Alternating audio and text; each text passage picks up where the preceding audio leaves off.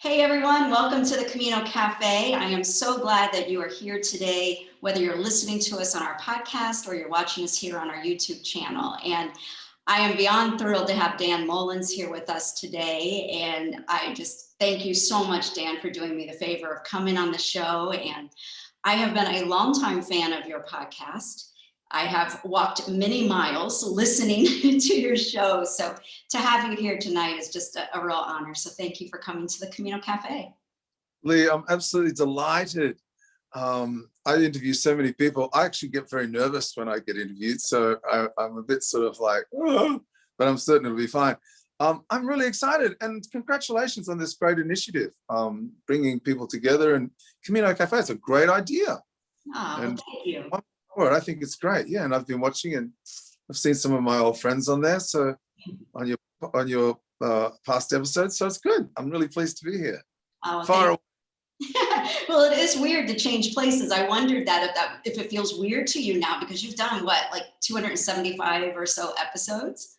Yeah, 225, but 225. Okay. it is weird for me because and working in the media as I do, I'm always the one doing the interviewing. I'm never the one being interviewed. So it is weird for me, but I'm really looking forward to it. Well, excellent. Well, I'm looking forward to being as honest as everybody is with me. Yeah, really, right?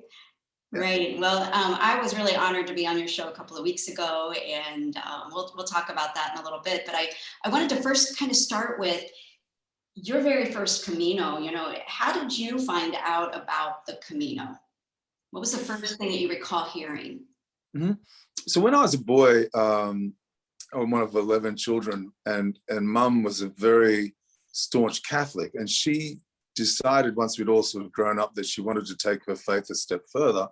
So she started to study theology, psychology, and she had this kind of library of self-help books.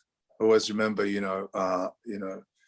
and I went to spend a summer at her house on the Gold Coast up at the beach. And I said, I really need something to read. This was in 2009. And she said, oh, you should read that Shirley MacLaine book. It's really great, about the Camino de Santiago. And I said, I haven't heard about it. She said, oh, we've only just finished studying about it, and it's fantastic. So I said, oh, okay, I'll read the book. So I read the book. I kind of didn't really understand much about it. It was a bit sort of opaque for me. And so I thought about it, and it didn't really resonate with me very much. And then the following year, 2010, my little brother Ben passed away very suddenly. And so I was back at Mum's, and it was all sort of very dark, and there were a lot of family there, a lot of people very upset, and sort of I just needed some space. So the only thing I could sort of see that appealed to me again was, I'll read that book and see if it makes sense to me a second time. So I read it again, and it did actually make a lot more sense to me. And I said to my wife, Jen, I'm going to do that one day, And then I never really ever thought about it again. And then the years passed, and many years passed, actually 7 or 8 years. And I read then Paulo Coelho's The Pilgrimage. Someone handed it to me, and I thought I should go back and revisit the concept of walking the Camino de Santiago again. And so that's how I found out about it. And that's how it was sort of part of my consciousness. But then in 2016, I was working for the #1 broadcaster, the #1 radio show in Australia. And we had been to all of the Olympic Games. I had been with that particular broadcaster, a guy called Alan Jones, for, at that stage, 14 years. And we'd been to all the Olympic Games, Beijing and all around the world, and everything in London, and to all sorts of world events. And we were going to the Olympic Games in Rio for 3 weeks. And Alan called me in about 2 weeks or so before we were due to leave, and said, oh, look, all the sponsorships fallen through. We're not going to Rio. So I'm going to have 3 weeks off. I'm going to go overseas and have a holiday. You have 3 weeks off. Oh, wow.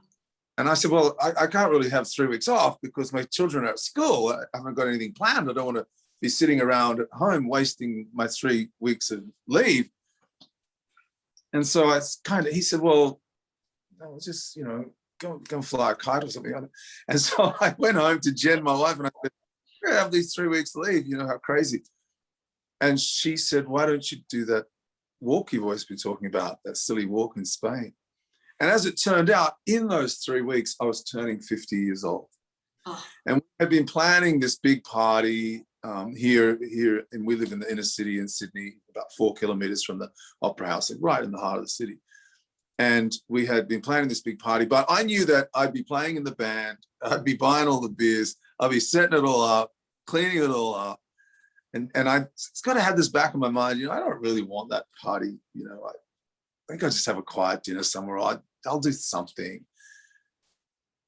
And then I came home a couple of days later, and the ticket for Spain was on the kitchen bench, a present from my family for my 50th birthday.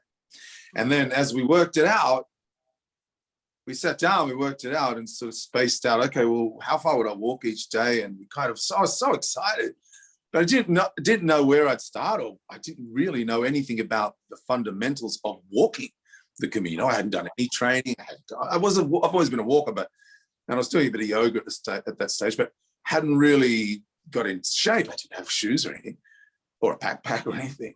So it was a really exciting couple of weeks while we sort of planned the whole thing. And the only thing, to be completely honest with you, Lee, the only thing I planned was that my little brother's name was Benedict, and I booked and started at the Benedictine convent in Samun. Oh, wow. So that's where I started, and I booked a room rather than staying in the downstairs albergue part. I had a room upstairs and I reserved it.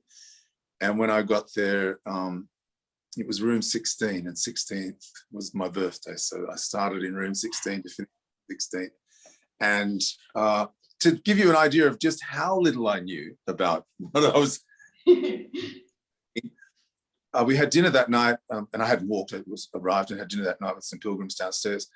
And as we were going off to bed, they said, well, Dan, we won't see you because we're going to have a day off tomorrow. But buen camino. And I said, sorry? Sorry? And they said, buen camino. And I said, what does that mean? And they said, it's what you say to one another. It's like the pilgrim's greeting. And I said, oh, okay. What is it again? So I didn't even know. I hadn't even heard of buen camino by the time I'd stepped foot onto the Camino. So, and that was end of July 2016. There you go. Okay. Wow. So much there. Great story. So, really, you started with two of the most mystical stories of the Camino. They're probably the furthest from those point-to-point memoirs, that we read about the Camino. So that makes perfect sense that you weren't familiar maybe with some of the terminology and everything. So that's very interesting. What do you think that second reading of Shirley MacLaine's book, why do you think it resonated that second time? Because she wrote about finding or connecting with that sort of deeper you, I think. Mm-hmm. And it was just the right time of my life. My children had sort of really started growing up into young men. They didn't kind of need me as much anymore. I'd been in the same job, great job, very rewarding job, but hard work, crazy hours and stuff.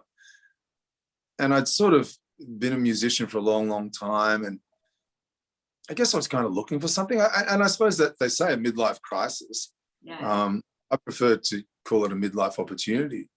Mm-hmm. And I kind of thought, well, this is a good time to just go and reassess things. And I took the time then to really, when I got there and realized how fortunate I was to not only be there, but to have my family's blessing and to have the time to do it, to have the good fortune to do it, to have the health to do it, to have all of these things land perfectly in my sphere of opportunity and good fortune. I decided to make the most of it. And I I hope I did. And it had an extraordinary effect on me, to be honest. It really changed me immeasurably. And, my family will tell you that. Certainly, I hope for the better. Yeah. Are they standing by? We'll bring them on the video, and we'll we'll add this interview. But hey, I'm sorry to hear about your brother. I can only imagine how tough that was. And so I'm very sorry to hear that. I wonder what it's like. I'm always curious to hear when somebody has so many brothers and sisters. You know, I only grew up with a younger brother. So what was it like for you growing up? You were one of 11? Yeah. And we lost one very early, very young. So there was 10 of us at any one stage. Mum had 9 children in 12 years. Wow. So kids everywhere. Look, I didn't know any other life. And when I think about my life, I think it's fantastic. But we didn't have a lot. But there was always a meal on the table every night at the same time. And Mum, you know, ironed and folded our clothes, our school clothes at the end of our beds every day. When we got up, they were sitting at the end of our beds. You walked out, your breakfast was there waiting for you. There was a lunch for you to take to school.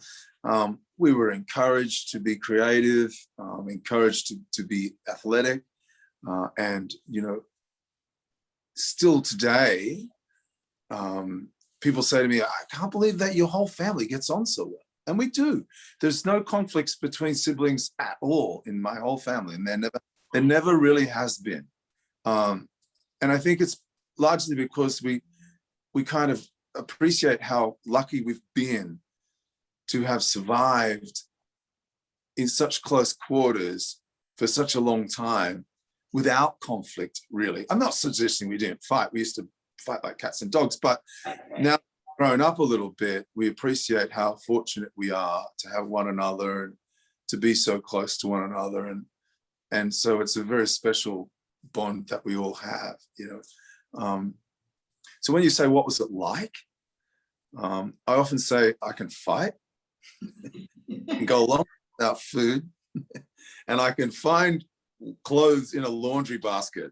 I'm very good at finding clothes in a laundry basket. But that's what it was like.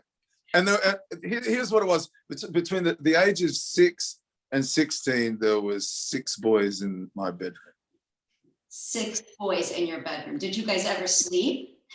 2 sets of bunks and 2 single beds. I went from the bottom bunk to the top bunk, and then eventually I got over to one of the single beds. Yeah. My goodness. Well, that's great training for the Camino. Yeah. Oh, yeah. Don't worry about it. I slept best of anybody in those albergues. No, one of the things that always strikes me when I'm listening to your podcast, or I've been on some other interviews with you for other groups, and you're just so positive. So I'm just imagining, you know, was your household, you know, just like when you just the way you term things, you know, midlife opportunity instead of midlife crisis. Does that come from your mom or from some of your siblings? Where's this positivity coming from? Such a great energy. It's a really good question. I think it's because I don't have any intention of stopping trying. So I just got this urge to just keep doing. Yeah. I keep playing gigs, and I know dozens and dozens of musicians who stopped playing 25 years ago. Yeah. And they all say, I'd love to be playing still. And I say, well, why aren't you? And they can't answer the question. All I can think of is that they don't have the energy anymore, or they don't have the drive, or they just stop trying. I know people who say, you know, I'm 60 years old, you know, I'm too old to start exercising. I said, what are you talking about? I keep exercising all the time. I keep doing my yoga, or do my walking, or what have you. I keep sort of trying. And in my work, it's not enough for me to just sort of take the easy job. I always go to work and try to do the best I possibly can, and go as far as I can. I guess I keep trying. With the podcast, I could have given up 150 times. I could have given up and said, wow, I'm happy there's 50 podcasts there, or there's 100 or 150, even 200. I could have said that easy. I could have taken 3 months off here and there, but I don't. And I think it's because I keep trying. And maybe, Lee, maybe it's because as one of 11 children, you had to try that little bit harder. maybe you had to try that little bit harder to stand out. Yeah. Maybe you had to try that little bit harder to make yourself feel valued, because, and I'm not going to blame anybody. I'm not suggesting that I was neglected or anything. It just was the nature of the circumstances. You know, there wasn't enough time. There wasn't enough time a day for my parents to give us all the attention that we needed. Yeah. So we tended to be people that, and we still do, tend to be people that just go about our business and get things done and like to keep trying. Yeah. So that's what I think is my philosophy, and that's, I guess, where I get the energy from. I have no intention of sort of sitting back saying, well, that was a good life. Yeah. I've got so much more to do. I've got so much more on the horizon, and I'm always saying yes to things that stretch me and challenge me, and I look forward to the next challenge. There's so much to do. Yeah, that's where I get the energy out of trying to be better. Thank you for that answer. That's a really lovely answer, to keep trying. And I wonder, if your wife were on here, I knew one of the questions I would ask her is, does he ever rest? I mean, you've got this great career. You've got the podcast, which is like another full-time job. I mean, you're doing a show a week, and you've got your music. I mean, you've got a lot going on. You've got a full family, and you've got a couple of kids, one grandchild, or how many grandchildren? Two grandchildren. I mean, you are a busy guy, and I just wonder what's next for you when you look at what's that next big thing you're going to try? Okay, well, I'm in the process right now of writing and doing pre-production on a new record. So we'll be recording it this year at some stage. The record company's really happy and vibed, and that's the next thing on the agenda. So that'll be this year's project. Excellent. That's this year. And then in 2022, we can't leave Australia yet. We're all locked up, and people starting to get a bit sort of cranky about it, right? Mm-hmm. We can't leave Australia. So I don't know how much longer the government's going to be able to keep the borders closed, because there's an election coming up, a federal election coming.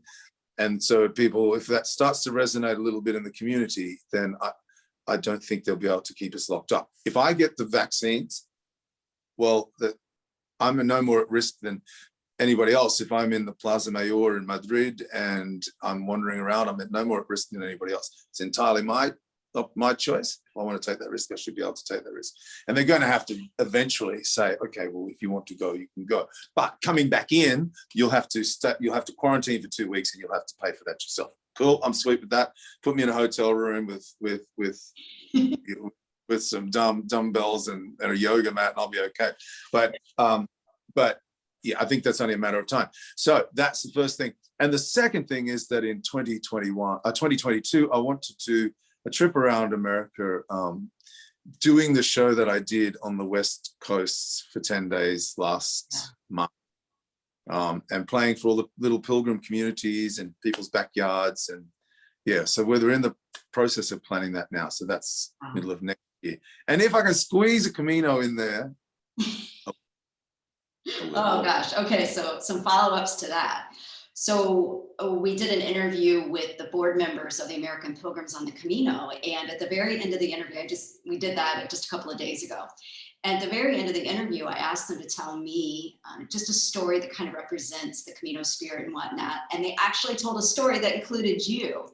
And the story was about the annual meeting or the annual gathering in Tahoe, and how you still came up to play, even though there was this big snowstorm, and how you were just this trooper and played even, I think, an extra show. So I just wonder if you might want to share something from that experience with us. Oh, I'd love to. So COVID was not really a big deal in Australia at all. So I flew out, I can't remember now the exact dates, but I flew out to America. And it was only when I was at the airport at Sydney that my friend Bill Bennett, who wrote The Way, My Way, Bill's a very dear friend of mine, rang me and said, don't go to America. And I said, Bill, I'm at the airport. I've already checked my bags and my guitar is already on the plane. He said, please, mate, promise me, don't go. And I said, I'm going to be okay, Bill. I'm going for 10 days. I'll be back. He said, oh, man, I've just got a really bad feeling about it. And he's written a movie, produced a movie about intuition. And I'm like, oh, no. Anyway, so I know. So it's right. So I went. And I went down to San Diego with Bernie Bonar and everybody down there and did the show. And then I went back up to San Antonio and Brian Danker picked me up. And then he said, look, I think, you know, it's going to be a 4-hour drive from San Francisco or from Redwood City out to Tahoe. So, you know, and I was so excited to see America. Right. And so he got into his car and off we went, you know, and we got all the way out there and we pulled up in Tahoe. We pulled up in the town on the lake. And I said, I just checked I don't know exactly where the place is. And when I opened my phone, because I had international roaming, I didn't have it on all the time. I turned my phone on. Here's a message from the organizers saying, Dan, you know, we've canceled you. And we've pretty much canceled the whole thing. Right. Hang around. And I said, oh no, they've canceled my talk and they've canceled my gig. And Brian Danker said, come on, we'll go up there and speak to them. So we got in the car, we drove down there, and that's when we first heard about this snowstorm. I didn't even know there was anything about a snowstorm, right? I certainly didn't have snow clothes or anything like that. Now, you've got to remember, I've seen snow, but I've never seen snow falling. Okay. And I've seen snow like on the roof or anything like that. Or on trees or anything. You know, we go to the snow to ski, but it's largely man-made, you know, okay. In Australia. So anyway, so we kind of check in and we go up to the big room where everybody is, and they're sort of doing talks and stuff. Everyone was like, oh, Dan, we didn't think you were coming. And I said, well, we're kind of already here. And they said, oh, we'll change things around. How about you sing some songs tonight? I said, well, you tell me where you want me and what. So they said, oh, that's so kind of you, you know. So Brian and I went down to the water's edge, to the lake with our friend Carl Stickelmeyer. Carl had come all the way, didn't tell me he was coming, come all the way from Pennsylvania to meet me. And we'd been bouncing emails back and forth about the podcast for years and talking about songs and stuff for years. And he'd never met me, surprised me by coming all the way out there to meet me. So I was so delighted that we took the effort to get there. And so Brian, Carl and I standing down on the water's edge, and they start talking. They didn't know that they're both Vietnam veterans. So they're talking away. I'm standing on the edge of the lake, you know what, it's like crazy vista, you know. I'm thinking to myself, wow, imagine I'm in America and I'm in this place, you know, it's just amazing. And I said to them, what's with those, there's like a storm coming or something? They said, Dan, it's going to snow this afternoon. I said, oh, that'd be really lovely. They said, no, like a blizzard. And I said, what? I don't understand. What does that mean? They're like 4 foot of snow. I said, had no comprehension of what that means. Well, everybody went into the hall to eat dinner, but I can't eat before I play. I don't like the feeling in my tongue. So I thought I'll go over and sound check and set up the PA system and stuff. So while I'm there setting up, I didn't really notice what was going on outside until everyone started coming in. They're you know, what are they doing? And then I went outside and there it was, snowing as the sun was going down across Lake Tahoe. Not just snowing, but snowing like you see in the movies, you know. Yeah. It was like, no way. And it was gathering on the windowsills and on the roof of the houses across, like just like out of the movies, and on a Christmas card, you know, because we sent Christmas cards to one another with snow on the eaves of the buildings and stuff. You know, it's like 42 degrees, like 110 degrees. And so I got up to play, and I just said, "Look, I just got to say before I start, you know, I've never seen snowfall before," and they all just roared, you know, like, oh my God, how fantastic. And I said, you know, you've got no idea what a thrill it is for me to see it. And later on, we were all talking and they were all saying, oh, such a great show, such a great show. I was just like, can I just go out in the snow? True. So I went out in the snow and people were making snowballs and throwing them at me. And it was just wonderful. It was so wonderful. And that was that's the great thing about the Pilgrim community. No matter where you are, they're just lovely people who want you to be happy, and they want to be happy, and you just want to share this kind of collective joy, And if you're playing at a gig, they're like singing and dancing and they just want to have a great time. So it's the best audience you could possibly play for. So that's the story of Lake Tahoe, and the snow is the best part about it. Oh, this sounded just like such a great event. I love your I was perspective.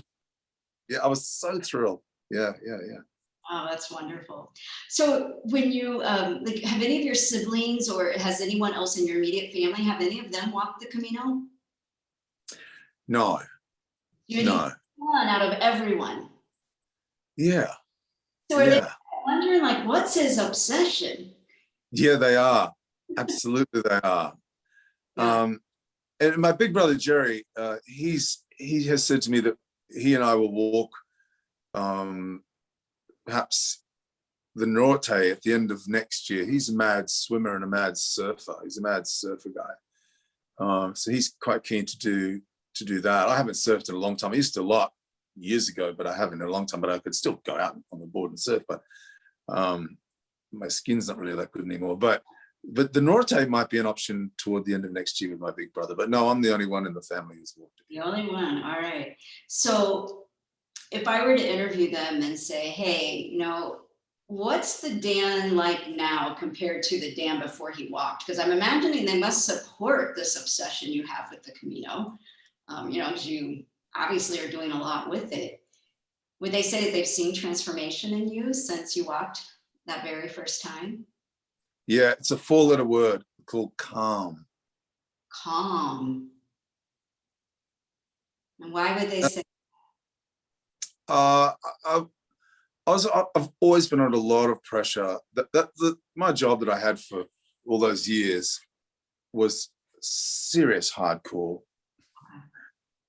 red line kind of media job. It's like what you see on TV when those people are completely stressed out of their heads and completely, people screaming, and that was my job. Okay. And I don't do that job anymore, but I came back to that job after the Camino, but I saw it in an entirely different light. I saw it more as an observer than a participator. Okay. And I was just a lot more calm, and I'm still calm now.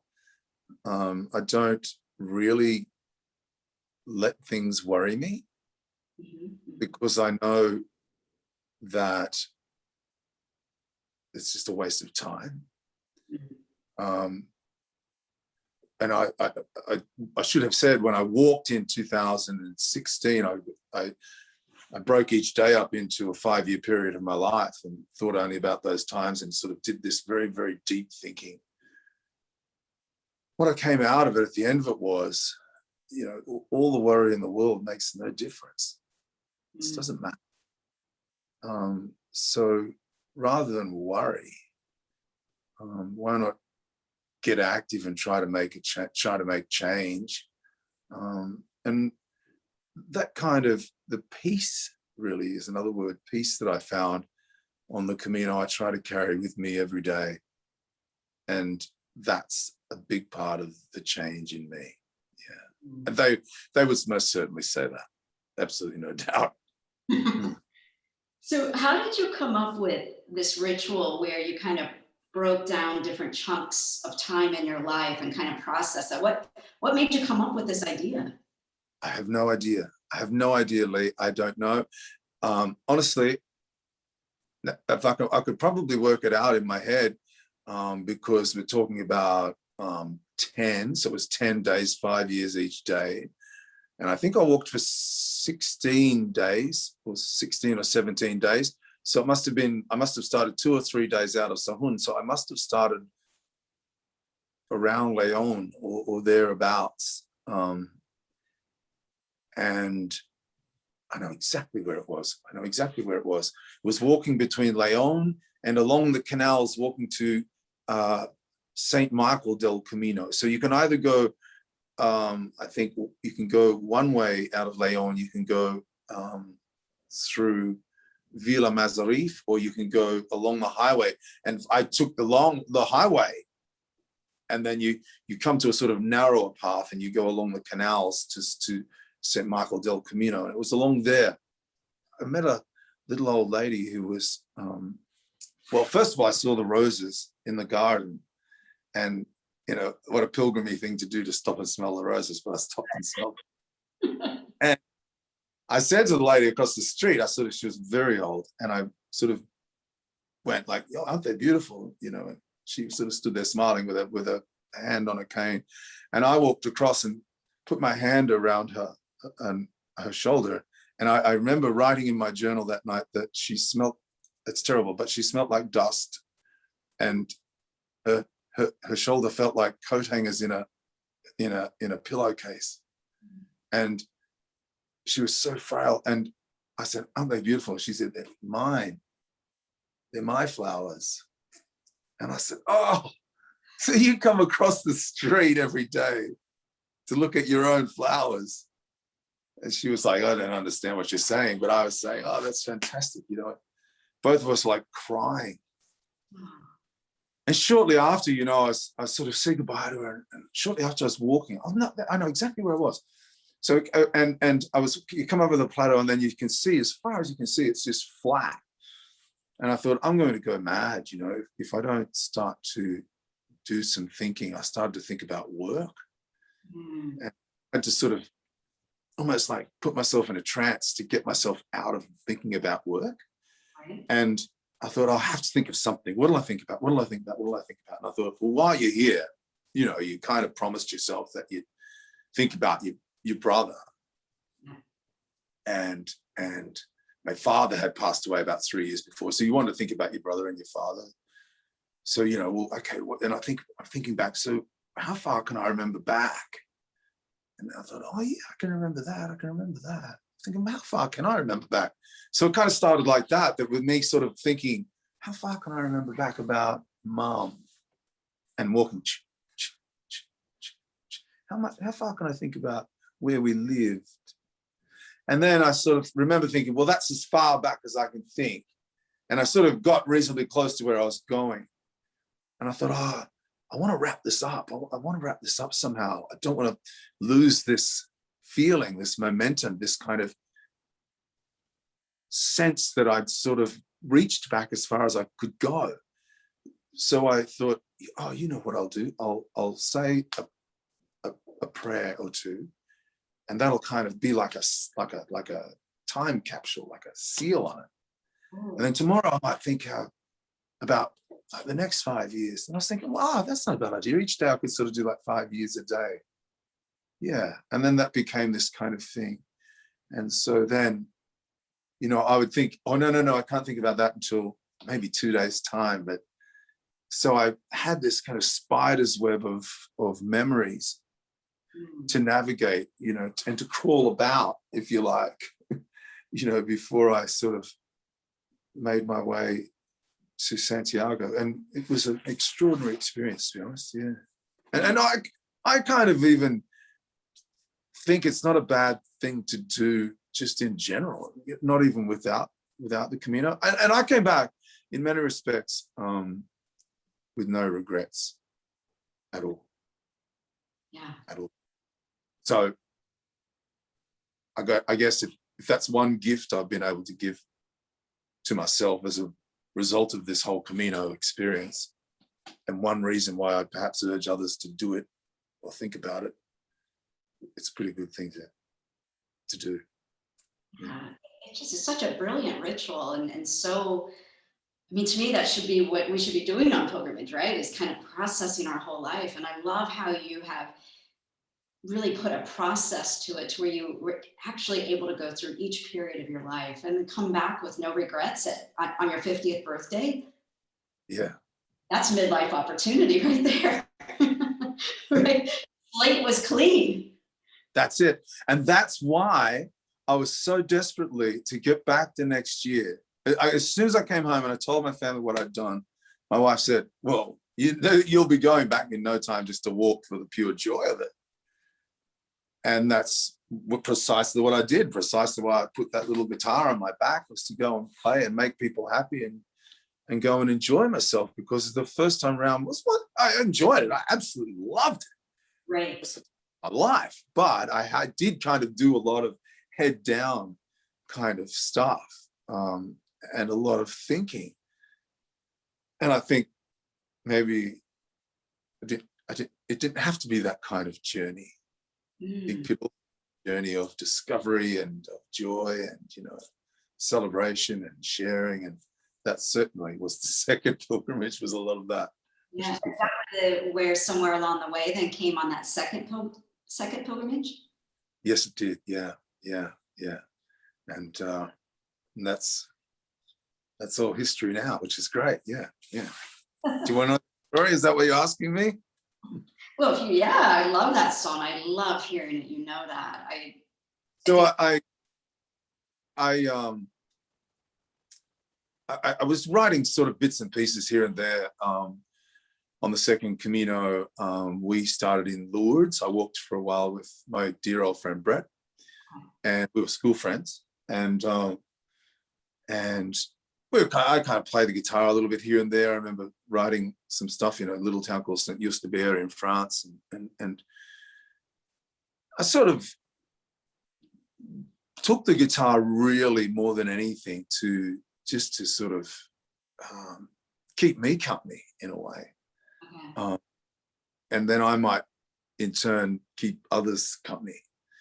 And so I was walking out of Burgos, and I'd been walking with this kind of disparate group who was slowly but surely forming a bit of a Camino family. Ended up being a very tight group of people with whom I still keep very close contact, and I love them dearly.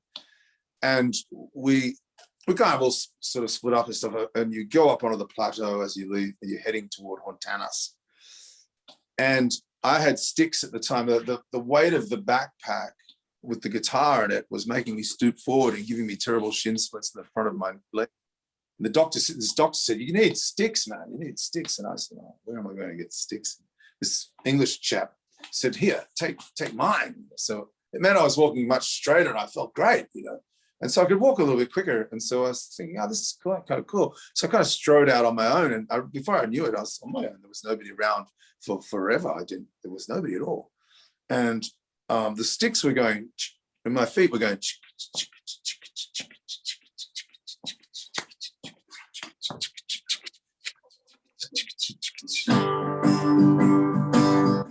There you go, right? And I'm saying, "Oh, okay, cool." And I'm just walking on. And I always sing when I walk. And I just started singing, "Somewhere along the way, somewhere along the way, I hope you find what you're looking for. Somewhere along the way." That's a good line. What is that? And then I sang it again. And then I remember stopping, thinking, I should really stop and take a pen out of my bag and write that down and sort of work out the chords to that, because that was actually quite a good melody and quite a good line. Anyway, I'll remember it. So I started walking again, and I started singing lyrics, and I didn't realize that they were lyrics. I was just sort of singing in a kind of stream of consciousness in a way, as you sometimes do when you write songs. You just say, blah, blah, blah, blah, blah. You say whatever. Coming towards there now. And then I realized I sang it through once, and I even sang like a little bridge. How will I ever forget the Spanish sunrise, the Spanish sunset? I'm thinking, this is really unbelievable what's happening here. So then I finished, and I thought, I should stop. I should stop. And you never stop in the middle of nowhere. And I thought, I wonder if I can remember any of those lyrics again.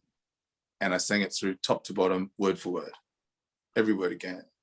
And like things that I'd seen as I'd traveled. So El Camino roses, again, I'm the pilgrim stopping to smell the roses as you go into Logroño, little hot pink rose with a soft pink rose with a hot pink edge of the petal, and I turned over the little label and it said El Peregrino, the roses, El Camino roses.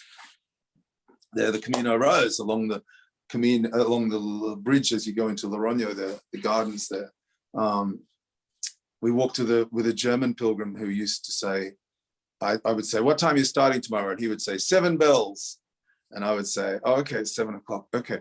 What time are you going to walk until? And he would say, 7 bells to 4. Oh, okay, 7 until 4 o'clock. Okay, well, I'll see you. We'll most probably be there in that town about 3. So we'll wait for you at 4. We'll see you at 4. Okay, 7 bells to 4. Okay, so that's the line, 7 bells to 4. We will walk through the pilgrim who was so cranky all the time. He was so angry no matter where he went. He was angry, angry, angry. We walked with him for a couple of days in France. And when we got to the top of the Pyrenees, we saw him. And those lovely, lovely soft horses up there with the big and the little eyelashes, as he walked up, I ran away. I said, he's even frightening off the horses, this guy. And that's the line, frighten off the horses. I walked with 3 guys, an English guy, a Welsh guy, and a Danish guy. The English guy was a fiercely proud Brit, fiercely proud of his British heritage, and he wore it like he carried it like a shield of honor. His brother was Welsh, and he'd been through a terrible time, and he very much had all the time his heart was closed. His heart was closed. I'm not going to talk about anything. I'm not going to share anything. I'm too tough and too, I'm not going to. And then slowly but surely, his heart opened, and I remember saying to him, I think it's because the backpack's like pulling back on your shoulders. It's like, he goes, well, if that's what it is, that's what it is. And then this Danish fellow was the oldest soul I've ever met. I'd never met anybody like him. You could just tell by talking to him, man, you've been here many times, and I really felt this joy of being in his presence. So that's the line, a lion's heart, that's the Englishman, an opening heart, that's the Welshman, and a soul as old as slate, that's the Danish guy. And these are lyrics just come off my head. I didn't even know what I was singing. Anyway, I got to town in Hontanas that night. I wrote it down on a piece of paper. Still got it here somewhere. It's all scrunched up. And I didn't even pick up the guitar. I didn't even say, oh, what chords will I play or anything. I just knew. And that night, Gary, the lion's heart, was going back to the UK. And we're having dinner in the municipal albergue in Hontanas, downstairs. They've done it up a little bit. They've renovated it a bit. One wall was 7 years old. The other wall was 700 years old. And we sat at the table and I said, oh, can I play you a new song I wrote today? And everyone said, sure. And the rest is history. Oh my goodness. Man, I love hearing about that. I can't tell you. It's on my Camino playlist. I have listened to that song. I can't even tell you how many times. And now to know more of the history of it and behind some of the lines is so special. I wonder if you taught everybody your guitar, because I was thinking about that today. About now there's a lot of talk about this digital stamp, that might be coming about.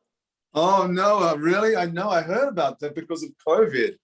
Yes. And so I was thinking about your guitar and about the stamps and, how priceless, it already is. But if we go to those digital stamps, this kind of thing wouldn't be possible. And I just love that you did that on your guitar. Yeah.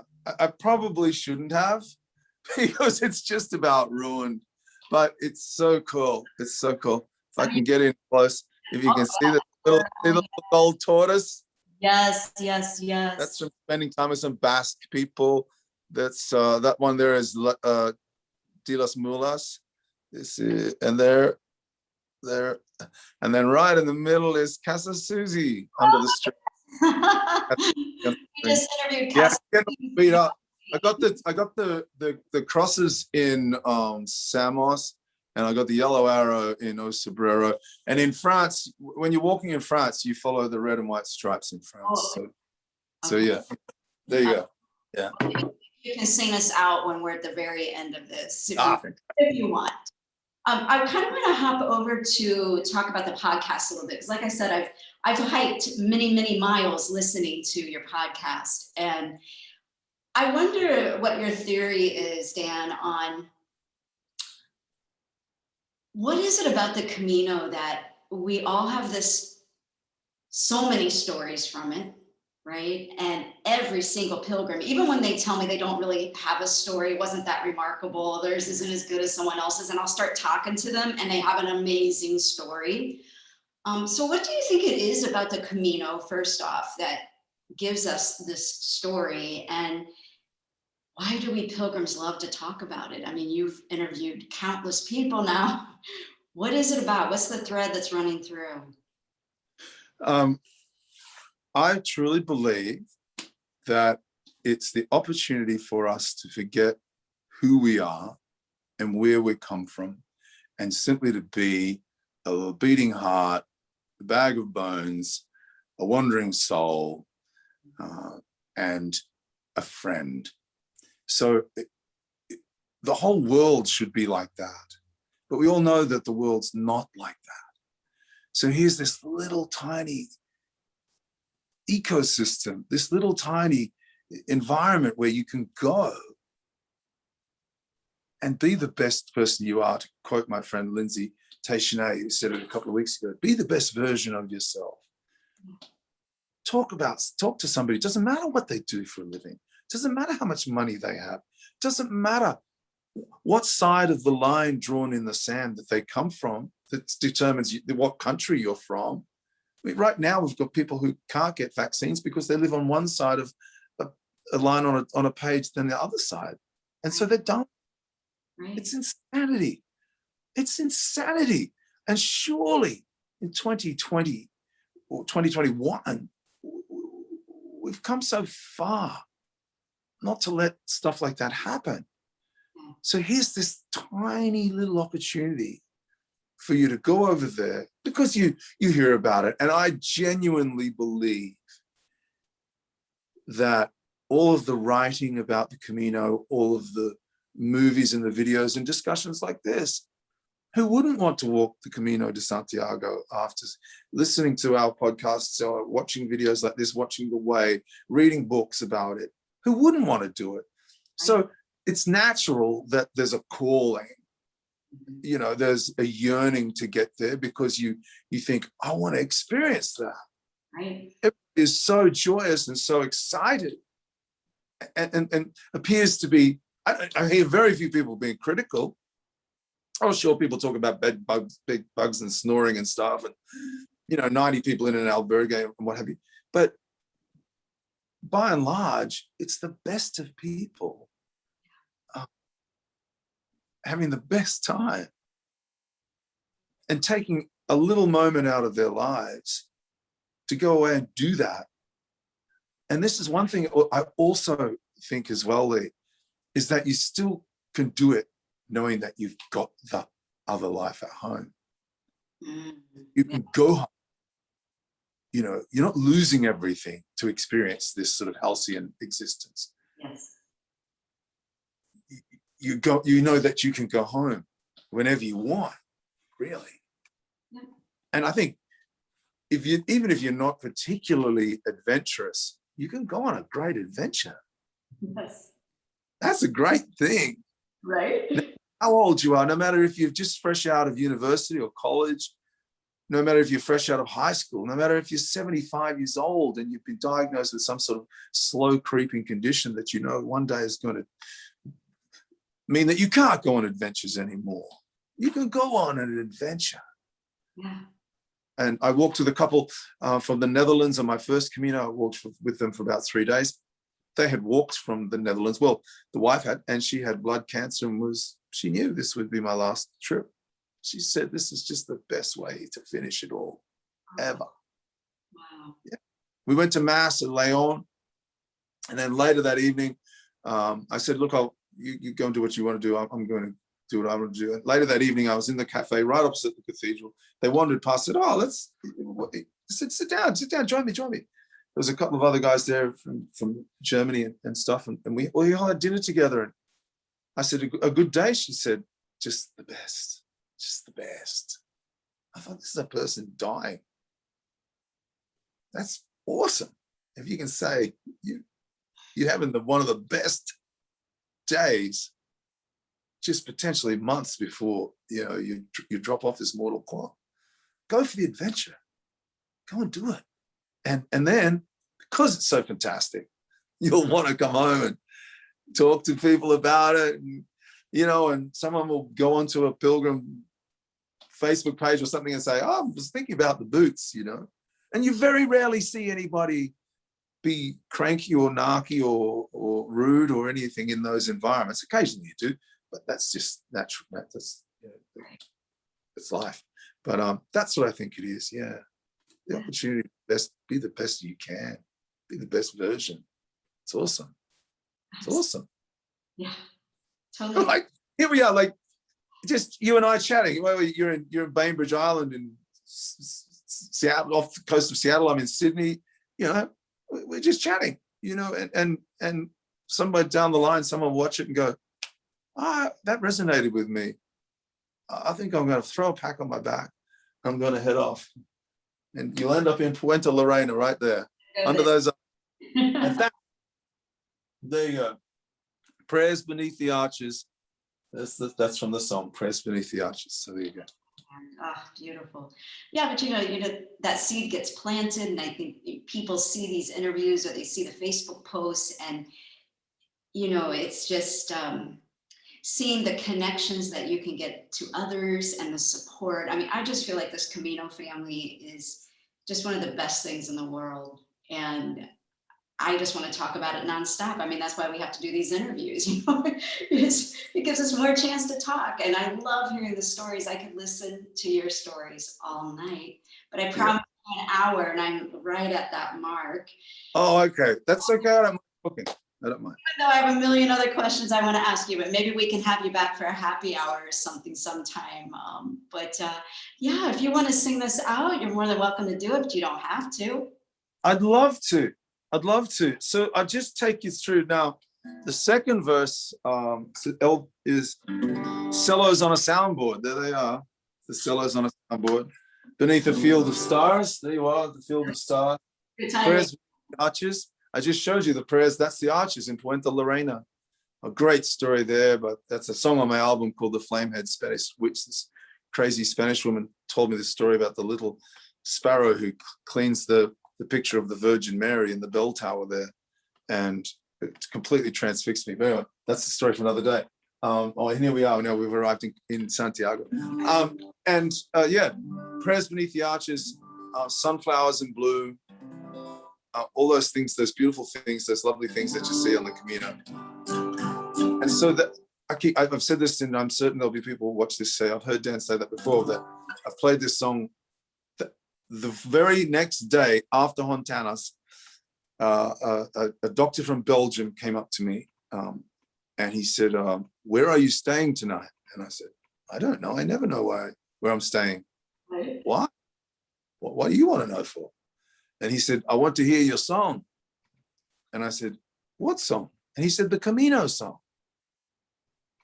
I said, how did you know about that? And he said, someone videoed your song last night, and we all were watching it in the cafe this morning, and we all stood around, we watched it 3 times, and we all want to see you play it tonight. And I said, well, I don't know where I'll be, to be honest, but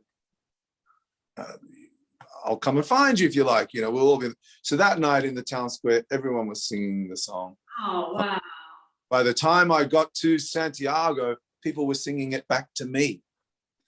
And then I came home to Australia. I wanted to record the song. I did some gigs, got a bit of money in the bank, and went to see a guy, this mad scientist who still uses tape to record, and these big old vintage machines that take hours to warm up, when you go in, it smells like the TV your parents had in the corner of the room in the 1970s.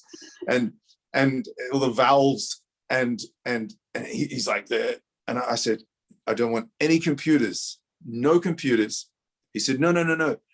All the microphones are all like 50 years old. I said, I don't want anybody doing double takes or dropping things in. I just want to bring the musicians in and play it to the tape. He said, let's do it. So I handpicked all these guys, and we all went in. Took my young son in, who's here right now downstairs, and he sang harmonies, and we did it. What you hear on the record is the third take. The first take, I didn't like the sticks. I didn't like the sticks he was using. It was a bit. Then the second time around, he was hitting the cymbals too much. So I said, take the cymbals off the drum kit, use those brushes, and this is the third take that we recorded. And so I've been overseas. I've played it now in Europe, and I've played it in the UK. I've played it in Spain. I've played it in America, of course. I've played it 3 times for the Prime Minister here in Australia at his house. Been invited to play the song 3 times for the Prime Minister. I've been on television, as you saw, Lee. I've been on the radio. I don't know how many times I've been in the crazy. I got to number 2 on the charts in Australia. I spent 4 weeks at number 2 in the charts. Oh my gosh. Yeah, for one 2-week period, we sold more records in Australia than Bruce Springsteen sold. So there you are. And the best thing about, right, I toured Australia. I did 18 shows at the big country festival here in Australia. It's a big thing. I won the big competition for new talent and all sorts of stuff, even though I'm 50-something years old. So I've had this extraordinary journey. This song has just given me so much. And yet here it was, just sort of almost like handed to me while I was walking the Meseta. Yeah. Out of the blue. Just here you are. Here. It's like, wow. You know, and the best thing about it is it's brought us together today. I love this.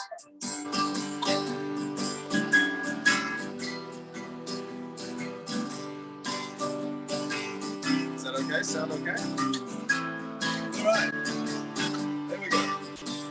El Camino roses, Santo Domingo grows. Believe you can, you're halfway there. 7 bills to 4. Frighten off the horses, and also waits. A lion's heart, an opening heart, and a soul as old as slave. Somewhere along the way, somewhere along the way, I hope you find what you're looking for. Somewhere along the way, cellos on a soundboard. The stars, La Familia growing, crossing fields afar. Will you walk beside me? Will you lead the way? Your footsteps find the fountain, oh, they carry me away. Somewhere along the way, somewhere along the way, I hope you find what you're looking for. Somewhere along the way. How will I ever forget the Spanish sunrise, the Spanish sunset? El Peregrino Cantante, fullness of the moon, pressed beneath the arches, oh, and sunflowers in bloom. Words on parchment paper, fill an empty room. I hope this blessing, such as it is, finds you in full bloom. Somewhere along the way, somewhere along the way, I hope you find what you're looking for. Somewhere along the way, somewhere along the way, My Camino. Somewhere along the way, I hope you find what you're looking for.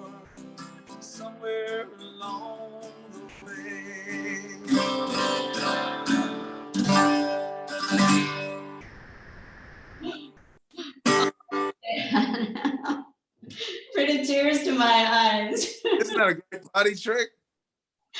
I'm just not knowing the meaning of some of the lyrics. And like I said, you just don't even know how many times I've listened to this song and how much it inspires me. And It's amazing. I say to you, Lee, I don't know where it came from. well, we know it's Camino magic. That's right. I don't want to know where it came from. And I pinch myself every day.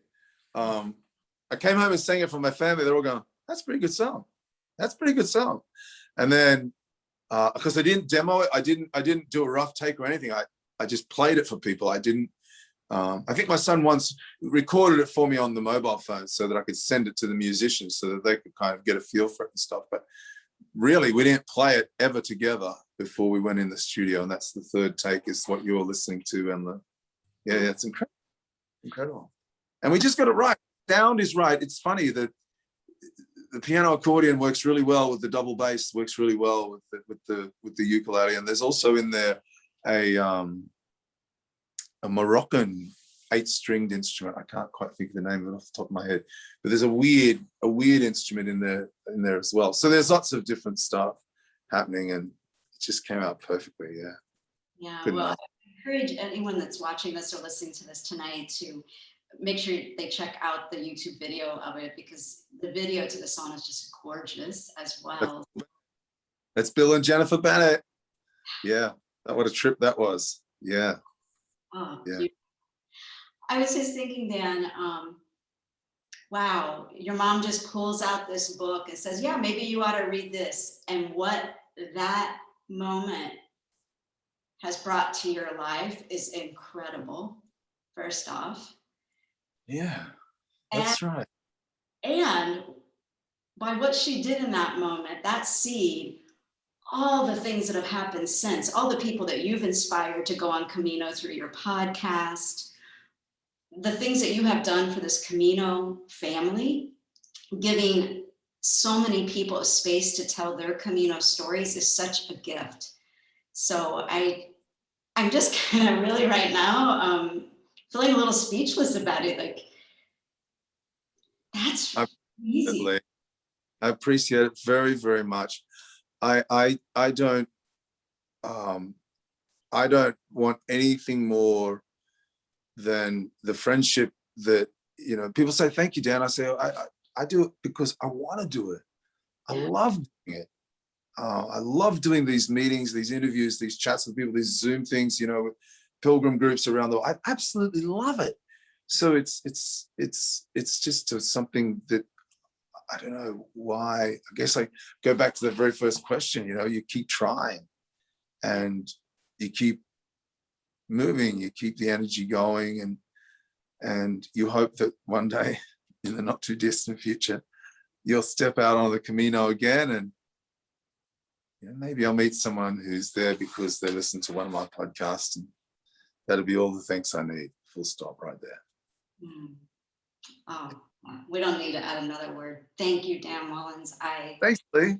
I am just honored to have had this time with you, and I know that someone's going to be super inspired to go on a pilgrimage now after seeing this tonight and getting to know you. Thank you for giving us an opportunity to get to know you better. I know so many people listen to your podcast every week, and I know I've probably been very curious about your story, and this has just been a special treat, and you are a gift to the Camino family, and we thank you so much. Thank you, Lee. Thank you so much. Thank you. Well, I'm going to stop the recording. Thank you, everyone, for coming tonight. Please make sure, I know you're probably already listening to Dan's podcast, but please don't forget to listen to his next episode. Every single one of them are fantastic. And if you haven't downloaded his song, please do add it to your Camino playlist, because you'll want to listen to it all the time like me. So thank you, everyone, for being here tonight.